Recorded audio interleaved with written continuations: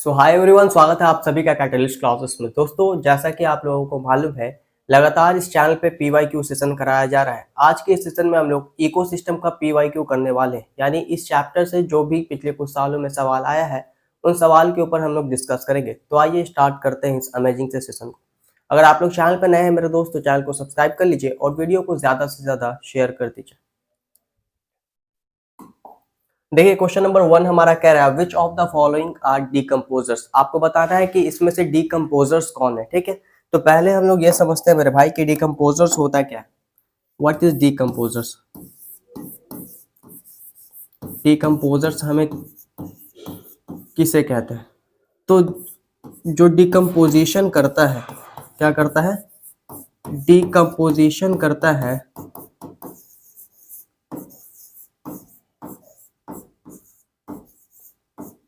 उसको हम लोग कहते हैं डीकम्पोजर्स। क्या कहते हैं? डीकम्पोजर्स। अब ये डीकम्पोजिशन क्या होता है? तो हमारे पास जो कॉम्प्लेक्स ऑर्गेनिक मैटर होते हैं, कॉम्प्लेक्स ऑर्गेनिक मैटर, इस कॉम्प्लेक्स ऑर्गेनिक मैटर को ब्रेक डाउन कर देना सिंपल ऑर्गेनिक या इनऑर्गेनिक मैटर में, इनऑर्गेनिक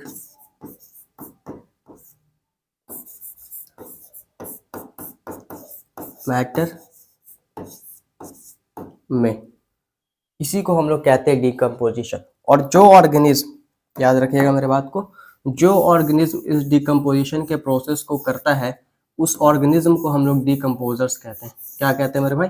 डीकम्पोजर्स कहते हैं।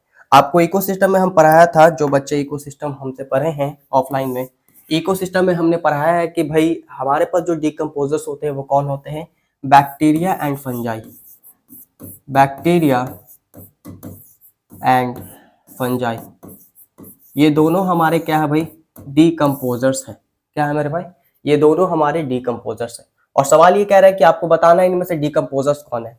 फंजाई एंड एल्गी, एल्गी आपका डीकम्पोजर्स नहीं होता है मेरे भाई।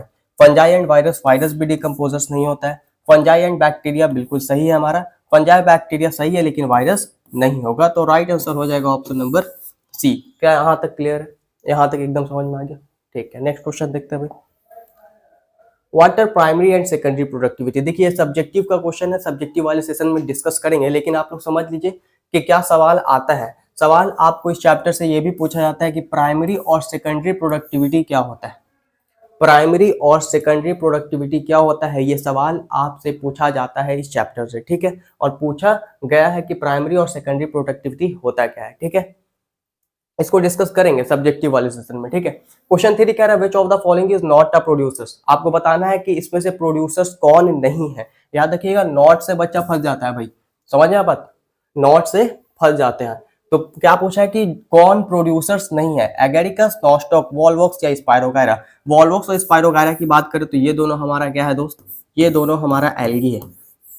एल्गी कहने का मतलब प्लांट्स। तो ये क्या है भाई? ये हमारे प्रोड्यूसर्स है। ये प्रोड्यूसर्स है, ये फोटोसिंथेसिस करते हैं, फूड बनाते हैं। ठीक है, नॉस्टॉक क्या होता है मेरे भाई? नॉस्टॉक की बात करें तो ये आपका कहलाता है साइनोबैक्टीरिया। साइनोबैक्टीरिया, या फिर इसको हम लोग ब्लू ग्रीन एल्गी कहते हैं। ब्लू ग्रीन एल्गी कहते हैं, या फिर इसको हम लोग क्या कहते हैं? ब्लू ग्रीन एल्गी कहते हैं। तो ये भी आपका प्रोड्यूसर्स है। एगेरिकस की बात कर लेते हैं कि एगेरिकस क्या होता है। ठीक है, एगेरिकस की अगर हम बात करें मेरे भाई, तो एगेरिकस क्या होता है समझोगे? ये हमारे पास क्या है? ये हेट्रोट्रॉफ होता है। ये क्या होता है?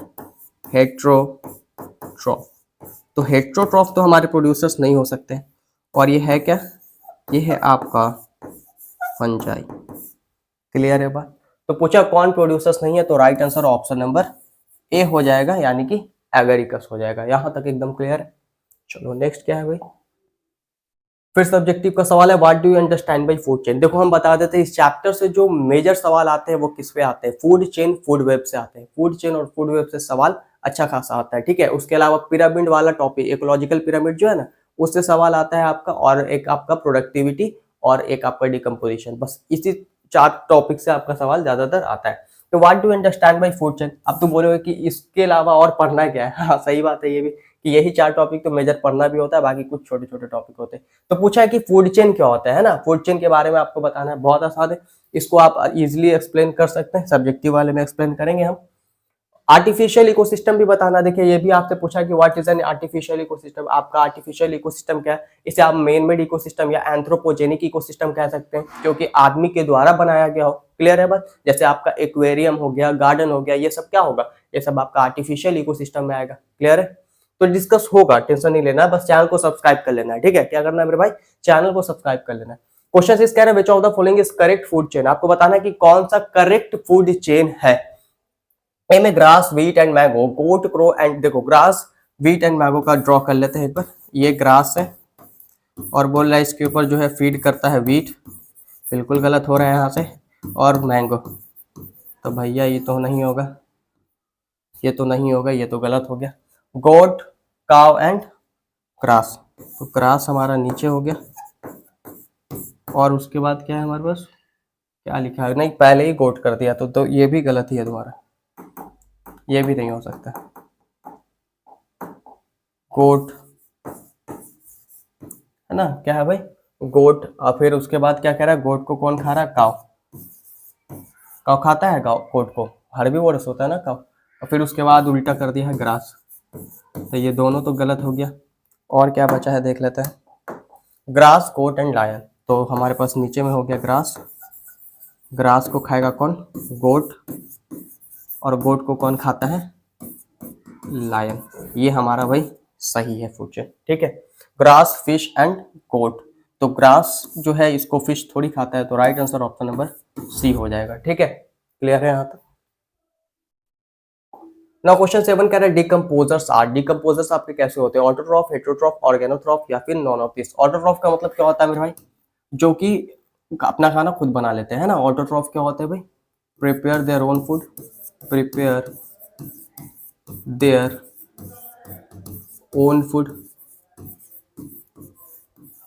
ठीक है, ये अपना खाना खुद बना लेते हैं। हेटेरोट्रॉफ जो है वो फूड के लिए क्या होते हैं? दूसरे ऑर्गेनिज्म के ऊपर डिपेंड होते हैं ना। Depend on other organism, depend on other organism, other organism, दूसरे ऑर्गेनिज्म के ऊपर क्या करते हैं? ये डिपेंड होते हैं फॉर फूड। ठीक है, ऑर्गेनोट्रॉफ और नॉन ऑफ दिस, तो राइट आंसर हो जाएगा heterotroph. Because bacteria and fungi जो है ये मोस्टली क्या होते हैं? बैक्टीरिया और फंजाई जो है, बैक्टीरिया एंड फंजाई ये डिकम्पोजर्स होते हैं। अभी पिछले क्वेश्चन में हमने डिस्कस किया। तो bacteria and fungi is our decomposers, और ये हमारे क्या होते हैं? ये हमारे होते हैं हेटेरोट्रॉफ। ठीक है, हेटेरोट्रॉफ। कुछ ऐसे बैक्टीरिया होते हैं जैसे कि साइनोबैक्टीरिया, उनके पास क्लोरोफिल होता है, ब्लू ग्रीन एल्गी भी कहते हैं उसे, तो वो अपना खाना खुद बना लेते हैं। लेकिन मोस्टली की बात करें तो हमारे पास बैक्टीरिया एंड फंजाई जो है वो हमारे क्या होते हैं? हेटेरोट्रॉफ होते हैं। तो हमारा डिकम्पोजर्स जो है वो क्या हो जाएगा? हेटेरोट्रॉफ हो जाएगा। और ऑप्शन नंबर बी जो है हमारा करेक्ट आंसर हो जाएगा। क्लियर है यहाँ तक? चलो, ज्यादा से ज्यादा शेयर करना है मेरे दोस्त। क्वेश्चन 8 कह रहा है which type of pyramid is never inverted. आपको बताना कि किस तरीके का जो पिरामिड होता है मेरे भाई वो इन्वर्टेड नहीं होता है। ठीक है, नेवर इन्वर्टेड, कभी इन्वर्टेड नहीं हो सकता है। तो हमने आपको पढ़ा रखा है बाबू कि पिरामिड ऑफ नंबर जो है मेरे भाई लोग, pyramid of number, pyramid of number ये आपका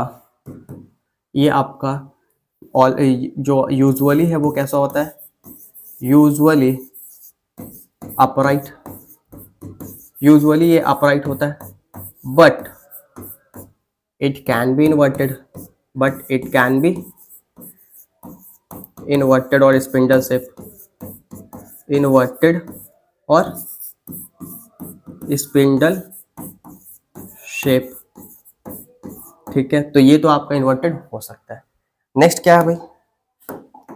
नेक्स्ट हमारे पास होता है pyramid of biomass, pyramid of biomass, biomass. Pyramid of biomass का भी एकदम सेम कहानी है जो आपका पिरामिड ऑफ नंबर का है। ठीक है, एकदम सेम कहानी है। ये भी यूजुअली अपराइट होता है, लेकिन इट कैन बी इन्वर्टेड और स्पिंडल शेप। ये आपका स्पिंडल शेप का भी हो सकता है और इन्वर्टेड भी हो सकता है, तो सेम कहानी है। तीसरा हमारे पास होता है मेरे दोस्त पिरामिड ऑफ एनर्जी। क्या होता है? पिरामिड ऑफ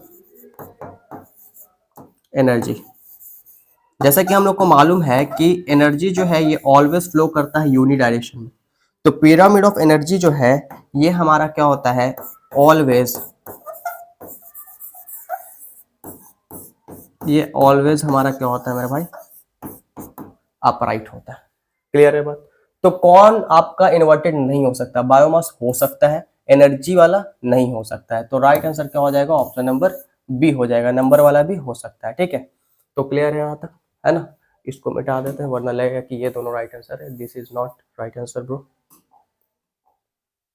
चलो, क्वेश्चन 9 कह रहा है difference between food chain and food web. आपको फूड चेन और फूड वेब के बीच में डिफरेंस बनाना है। तो फूड वेब क्या होता है? कई सारे फूड चेन आपस में लिंक हो जाते हैं, इंटरलिंक हो जाते हैं, है ना, और क्या बनाते हैं? फूड वेब बनाते हैं। ठीक है, तो ये सब डिस्कस होगा सब्जेक्टिव वाले में। क्वेश्चन 10 कह रहा है flow of energy in food chain of an ecosystem.